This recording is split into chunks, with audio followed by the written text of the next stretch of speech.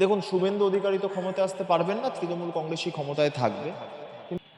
পালিয়ে বেড়ানো রাজনৈতিক ব্যক্তিত্ব, যাদের কোনো রাজনৈতিক সত্তা নেই, কিন্তু এখন কৈলাস বিজয়বর্গীয় নেই, তাই সহজে টিকিট পাবার যে বিষয়টা, সেটা অগ্নিমিত্রা পালদের কাছে অতটা সহজ নয়।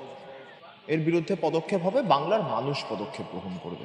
অগ্নিমিত্রা পাল তো সাংসদ নন, সংসদে হেরেছেন সাংসদ নির্বাচনে, উনি বিধায়ক, বিধানসভায় দাঁড়িয়ে পড়েছেন, ব্যবস্থা হবে ওনার বিরুদ্ধে। উনি ভেবেছেন যে যেহেতু বিধানসভার অধিবেশনের শেষ দিন, তাই হয়তো এটা বলে পার পেয়ে যাওয়া যাবে। এর বিরুদ্ধে পদক্ষেপ হবে, বাংলার মানুষ পদক্ষেপ গ্রহণ করবে, বাংলার সংখ্যালঘু সম্প্রদায় পদক্ষেপ গ্রহণ করবে অগ্নিমিত্রা পালের বিরুদ্ধে। দুর্গাপুর পশ্চিমে 1200 ভোটে জিতেছিল 2021-এ। তারপর আসানসোল বাই ইলেকশন হয়েছে, 3.5 লাখ ভোটে শত্রুঘ্ন সিনহার কাছে হেরেছে।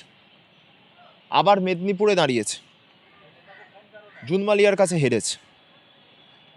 পালিয়ে বেড়ানো রাজনৈতিক ব্যক্তিত্ব, যাদের কোনো রাজনৈতিক সত্তা নেই, এরা এই ধরনের মন্তব্য করবে না তো কোন ধরনের মন্তব্য করবে? এদের কাছ থেকে নিশ্চয়ই আপনারা গঠনমূলক রাজনৈতিক আলোচনা এক্সপেক্ট করেন না, সেটা উনি বলতে পারবেন।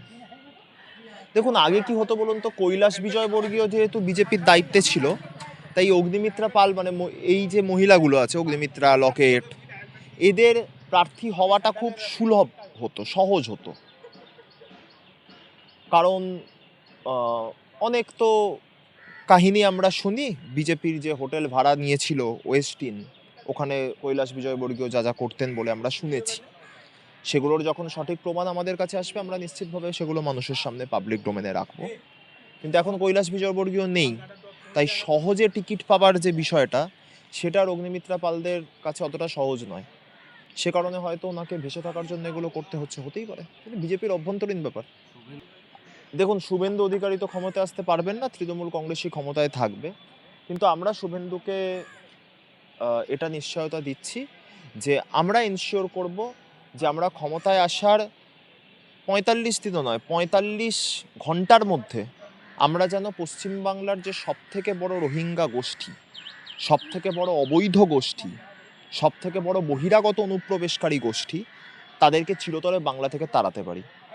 আর শুভেন্দুকে যদি রোহিঙ্গা খুঁজতে হয়, বেশি নয়, নির্বাচন এগিয়ে আসছে, ও নিজের আশেপাশে দেখলেই দেখতে পাবে নির্বাচনের সময় তো খুব গরম পড়ে যাবে, তো ওই গরমেও একজন ওর আশেপাশেই ঘুরবে তারকা প্রচারক বিজেপির, যে প্রচণ্ড গরমের মধ্যেও কালো কোট, কালো জোব্বা, কালো টুপি, কালো মাস্ক এসব পরে ঘুরে বেড়ায়।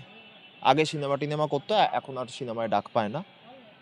তো শুভেন্দু একটু আশেপাশে দেখুক, ও বুঝতে পেরে যাবে কে রোহিঙ্গা। এই প্রচণ্ড গরমের মধ্যে যে কালো মাস্ক, কালো টুপি, কালো জোব্বা, কালো জ্যাকেট এসব পরে ঘুরছে নিজেকে লুকিয়ে রাখার জন্য, তার থেকে বড় রোহিঙ্গার কে হতে পারে?